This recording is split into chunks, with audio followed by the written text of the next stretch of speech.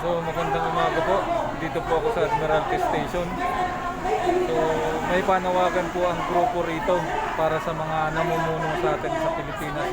Mga OFW po ito, mga domestic helper dito sa Hong Kong. Hindi na kailangan lumabas ng bansa. Hindi na palaging labor export ang ginagawa. Magsanay na sila na nandun tayong lahat. Hindi yung nakalabas lahat tayo. Kaya kami po sa Philippine Transportation Union nananawagan kung sinabi para malaman ninyo ano ba ang dapat natin gawin bilang isang manggagawa dito. Kaya hindi po tayo malaya. Anytime mawalan tayo ng trabaho, wala tayong security. Paano mo sasabihin malaya tayo? Vulnerable po ang kalagayan ng mga OFW dito. Within 2 years, hindi ka sigurado kung matatapos mo yon. Kung meron kang magiging trabaho ulit, wala mong kasiguruhan. Kaya dapat naman po ang gobyerno natin tumulong. Bigyan tayo ng nararapat na serbisyo or ayuda. Pag OFW, zero ayuda. Pero sa koleksyon, sa mga singilin, nangunguna sila. Yan lang po. Maraming salamat.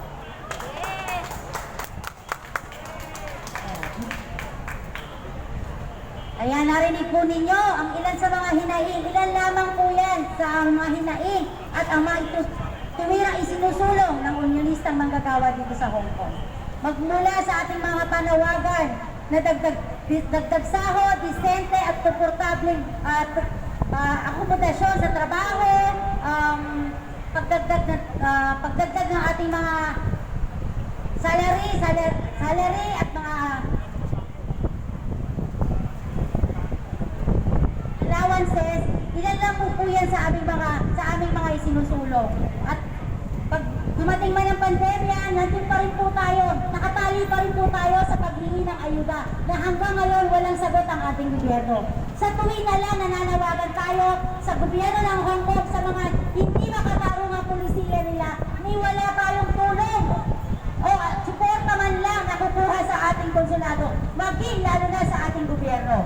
Kaya naman po tayo ang gumagawa ng paraan, ang nag-iingay kung paano tayo mapapansin sa ating mga hinaing at panawagan. Magpapalit-palit pa na mga nakaupo sa ating gobyerno, nagpapaulit-ulit at nadadagdagan lamang ang mga dagdag bayarin at mga pasanin sa atin. Kaya naman po sa araw na ito, kami po, buong kasapian ng Filipino Migrant Workers Union, ang Unyon ng Manggagawang Pilipino dito sa Hong Kong, kasama ng iba pang grupo, ay nananawagan na itakwil, ibasura ang mga dagdag bayarin. Kaya sama-sama po tayo, wala po tayong ditong politika. Hindi po ito usapin ng politika. Sino man ang nasa posisyon, laging tayo ay nananatiling nasa laylayan, tayo ay nananatiling api. Kaya ang kalayaan na sinasabi nila, huwag na kalayaan niyan. Dahil kung totoong may kalayaan, may laya tayong mamili kung saan natin ilalagak ang ating mga pagpaguran, mamili kung anong benepisyo ba ang nararapat sa atin. Dahil hindi naman pare-pareho ang ating kalagayan sa buhay, lalo na pagdating sa pinansyal. Kaya para po sa lahat ng mga nandirito, samahan niyo po kami, sama-sama po natin ibasura ang mga bayarin na pinapataw sa atin. Serbisyo! Proteksyon! Sahod itaas! Proteksyon! Trabaho sa labas! Trabaho sa Pinas! Proteksyon sa lahat ng mga magagawang Pilipino! Magandang tanghali po sa inyong lahat.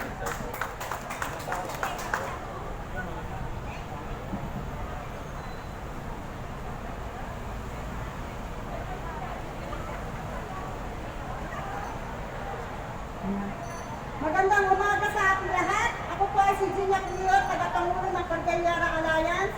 Nandito kami ngayon para ipahayag ang ating pakikiisa sa lahat ng progresibong organisasyon na nanindigan para tutulan at labanan ang mga sapilitan at sabay-sabay na persahang bayarin.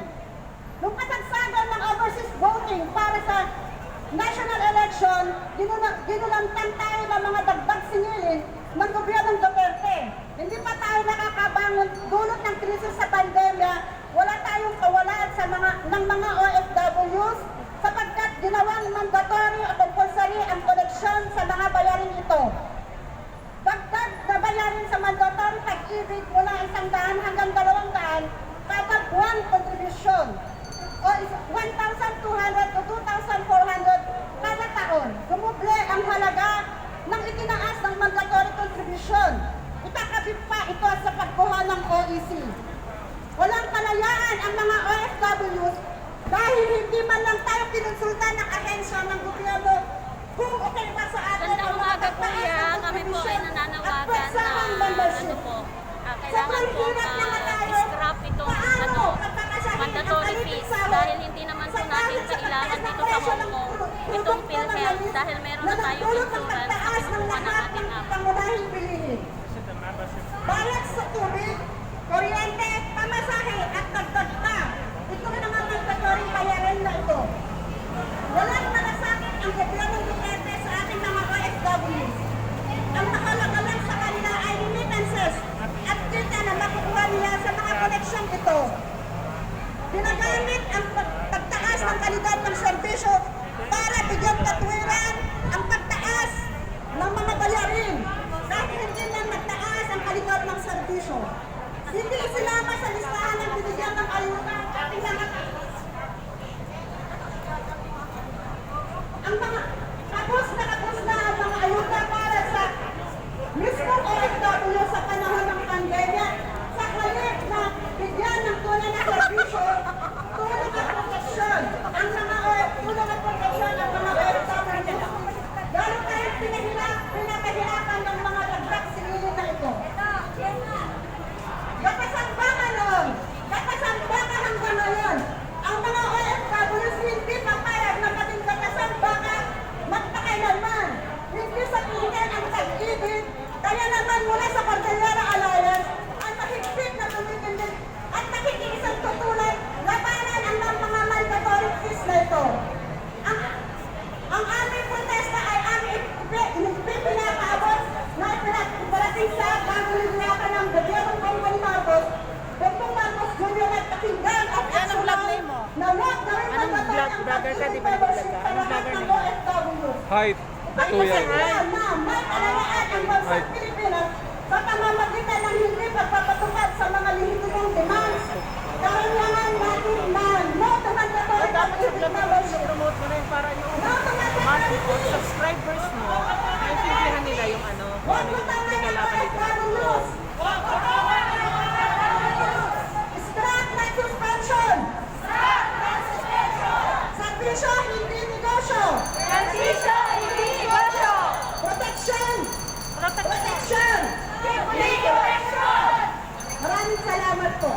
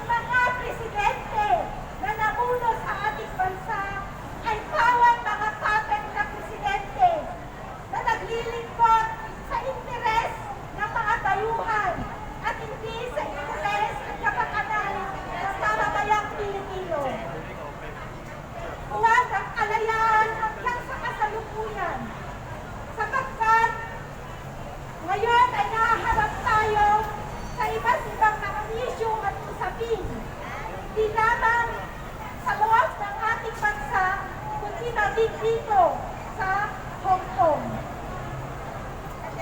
Patuloy na laganap ang paglabag sa karapatang pantao sa ating bansa. Mula sa mga nagsunod-sunod na mga patong ng presidente at mga rehimen, patuloy na panunupin at paglabag sa karapatang pantao ng mamamayan nagpapahayag ng kanilang mga lehitimong karapatan at mga demokratikong karapatan upang makamit ang mas matiwasay at mas masaganang pamumuhay. Sa gitna ng pagpapalit-palit ng mga rehimen, ay tumitindi ang panunupil at paglabag sa mga karapatang pantao. Nananatili, tumitindi ang mga red tagging, ang vilification, at maging ang mga taong simbahan ay kasama sa mga nire-rekta at binabantaan sapagkat ang mga taong simbahan ay tumitindi at sumusuporta sa mga issue at mga pakikibaka ng mga batayang sektor ng ating lipunan. Kung kaya naman, maging ang mga taong simbahan ay kabilang sa mga sinusumil, kabilang sa mga dinadahas, at kabilang sa mga pinapaslang, dinudukot, kabilang sa mga inaaresto at ikinukulong at ginagawa ng mga kaso. Dahil sa kanilang paninindigan at pagsuporta sa mga issue at mga panawagan ng mga batayang sektor. Kung kaya, sa araw na ito, ating inirehistro ang ating patuloy na pagtuliksa, patuloy na pagpupos sa mga patakaran ng ating gobyerno na lumalabag sa karapatang pantao ng ating mga mamamayan. Higit sa lahat, nandito tayo upang inihistro ang ating pagiging panawagan noong sa expanded assurance sa isa na naman pagbigat sa ating mga OFW. Wala man lang pinili ng konsultasyon at pagkakatawas ng tulong upang tingin ang ating mga opinyon ayon sa mga singili sa ito na pataw ng ating gobyerno. Hindi man lang tayo kinonsulta kung tayo ba ay payag na magbayad ng expanded insurance na isa na namang pabigat sa atin dahil ang ating mga amo ay meron ng insurance ay pinuprovide sa atin dito sa Hong Kong. Bakit? Dadagdagan na naman ng expanded insurance ang mga OFW bago umalis at tuwing pagdesisyon ng ating kontrata. Makatarungan ba yan? Makatarungan ba mga kasama? Expanded insurance. Nakakahulugan din ito na ito ay isa na naman expanded corruption. Isa na naman anyo ng expanded corruption dahil hindi naman ito nagsisilbi sa kapakanan ng ating mga OFW, kundi ito ay pumunta lamang sa bulsa ng mga galing at sakit natin mga namumuno sa ating bansa. Kung kaya hindi tayo makakapayag na patuloy na ganito ang gawin ang ating pamahalaan. Kung kaya patuloy natin tutulan, labanan ang lahat ng uri ng panininis na sinasakatuparan ng ating gobyerno sa ating bilang mga OFW. Ito ay ating demokratikong karapatan. Ito ay ating mga karapatan